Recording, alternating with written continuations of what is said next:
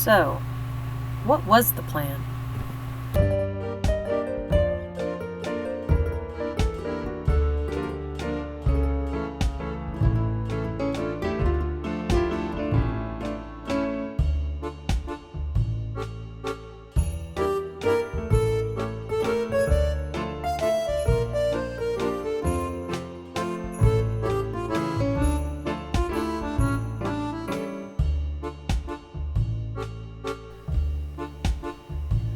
Okay, whoa. Hold on. Stop tape. Cut the music. Let me tell you what you're seeing here. This is video that was taken over a year ago because initially when I started this channel, I wanted to make it a channel that documented a lady's struggle through her possessions and trying to live out an idea, a plan that she's had for a long time, and just everything was pushed to the back, pushed to the back burner, shoved in the back of the closet so that she could manage the household, the life of being a mom and a wife. Everything that was uniquely hers, this lady, me, it had been pushed back, pushed back, pushed back, and this was finally going to be the chance that she was going to grab the bull by the horns and start living out the ideas that she was having when she first packed away all this crafting supplies, art supplies, writing material, sewing material. This lady a year ago, this lady many years ago, had plans and ambitions to create, and because there is still a love to create. And what the person you're seeing in this video was struggling. Okay? It was pandemic time. It was 2 kids going into virtual school mode at home. It was being unemployed for the first time in 2 decades. It was losing an income. It was drama. But the video person was hopefully going to be like this upbeat, I have a reason to be happy and appreciative of what I've got in this world kind of idea. It was the realization that if I didn't start making time to do the things that I love to do, like writing stories, sewing, painting, like making things with leather, when was I ever going to do it? I wasn't getting any younger. And so many people in my life I lost in the past decade. I lost my mom, my dad, my grandmother, both my grandpas. And so death was right there. Kind of like, doing his job and then looking over at me like, are you taking advantage of the time you've been given? Yee. So I was making a stand. So the person that you're seeing in this video was making an attempt at making the platform, setting the stage so that she could start, so she could initiate working on things that she loves to do. Her kids were old enough to take care of themselves. Her kids were old enough to participate in the household. They weren't like little babies. They weren't like little kids. And this was just the time that she decided she was going to make a stand. And even start a YouTube channel to document taking that stand. So, what happened? Why did the channel not launch? last year. Well, let's just be frank, people. My house was a terrible mess, and I felt ashamed. I would be watching those videos and making edits and getting ready to start putting this stuff out there into the public world. I mean, like, international world. The pressure got to me. Okay, let's just be honest. Writing on the wall or whatever. I did not want people seeing how messy this house was. And, that kind of stalled the plan because I had to think, what are the priorities here? Well, the priorities are home life. Family comes first. My family deserves a nice house. I deserve a nice house, like nice inhabiting of a house. And if that means I don't get to go do like some sewing or some writing, and that was just going to have to be I had sacrificed for so long. It was hard for me to stand up and say, hey, Mom wants to do something fun.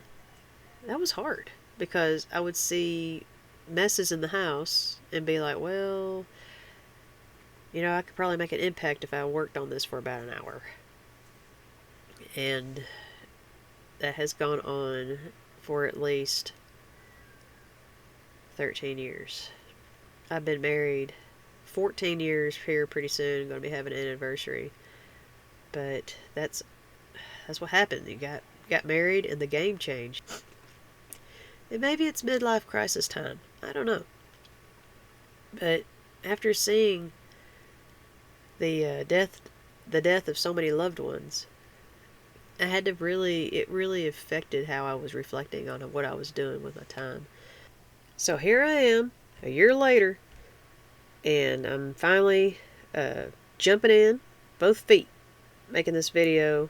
And hopefully maybe this will speak to some people out there, and I'll find an audience that will be able to relate or understand or just be intrigued. And that's the hope. So let me show you what my office used to be like a year ago. Oh, okay, roll tape. This area on this side, pointing east of the home, is the writing area. I got a laptop, a chair. Whoa, wait, stop tape. Okay. One important detail I think I kind of forgot to mention during all this. We constructed this house ourselves. We put in the floor, the drywall, and did this house with cash, like, I don't know, 90% cash.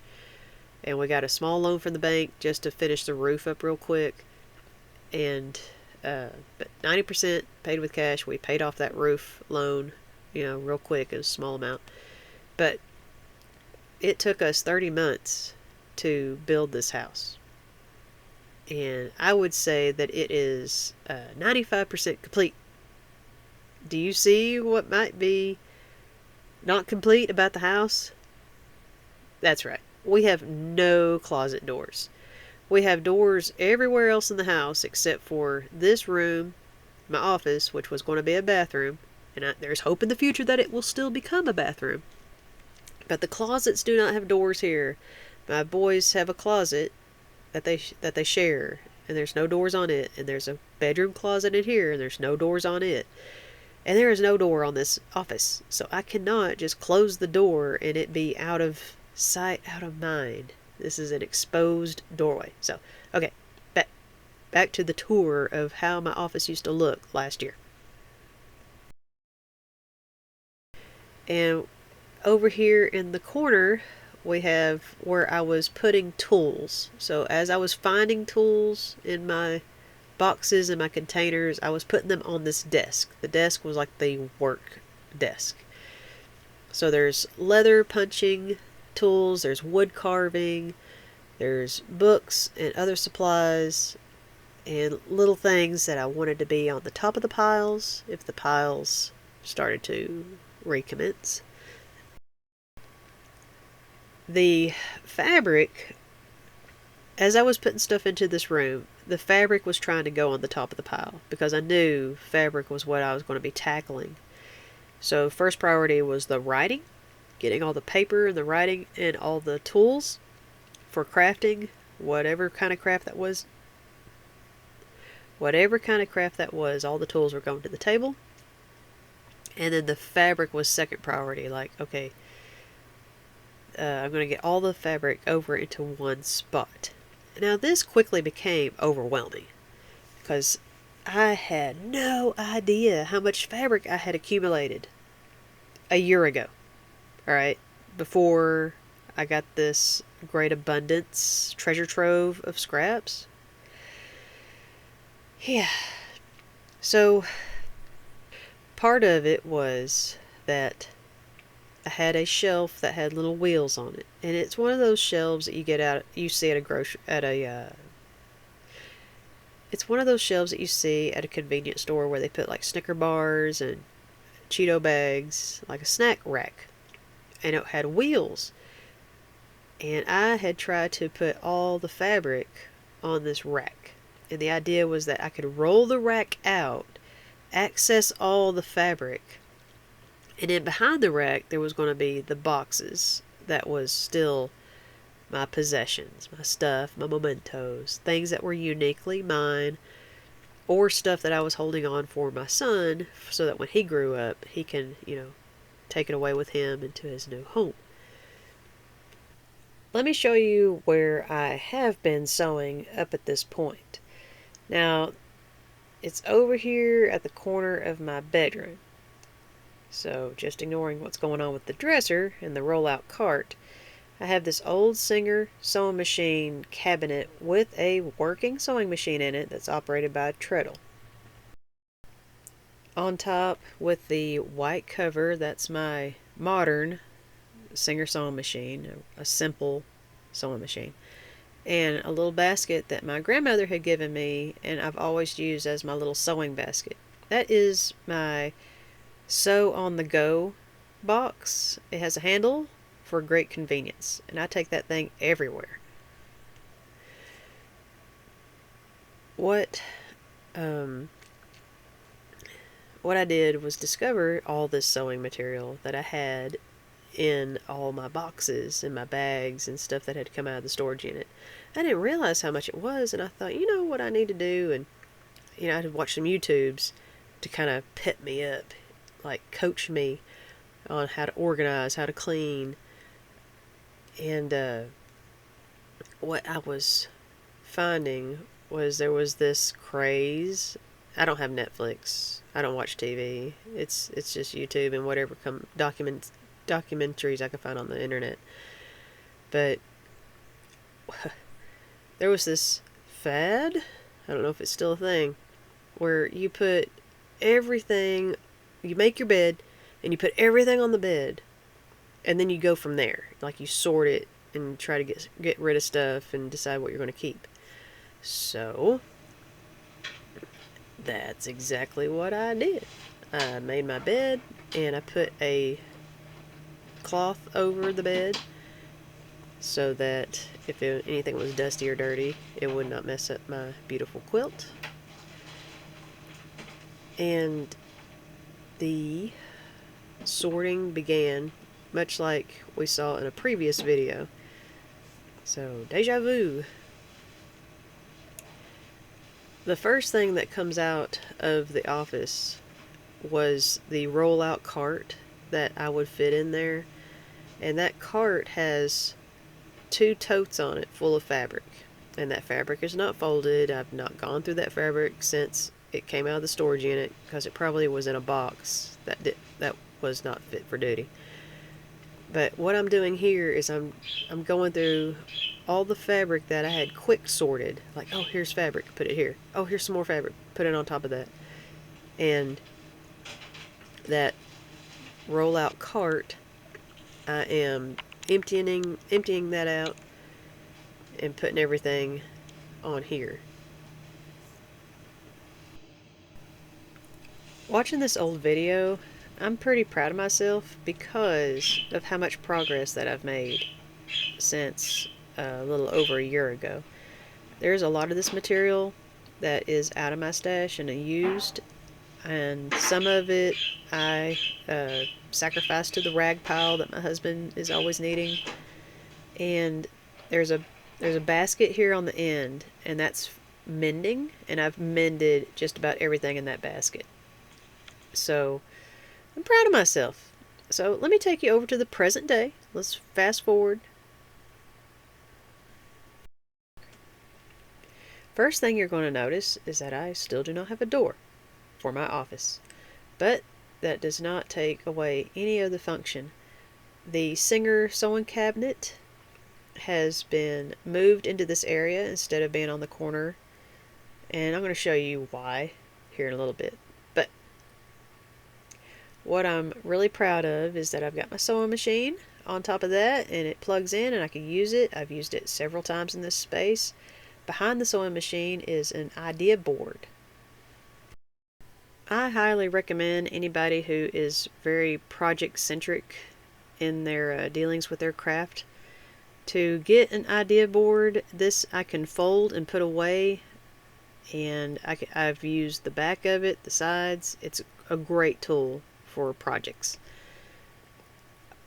Now over to the west side of the office area, I have upgraded my cart. So instead of that little rinky-dink Chips Ahoy thing that you would find at a gas station, I have beefed it up. This thing can handle 650 pounds, and with all this fabric I've loaded on here, I'm probably pushing that amount. But this is where stuff that had been on the bed eventually landed, and I've got all the sewing material in one spot. I'm very pleased.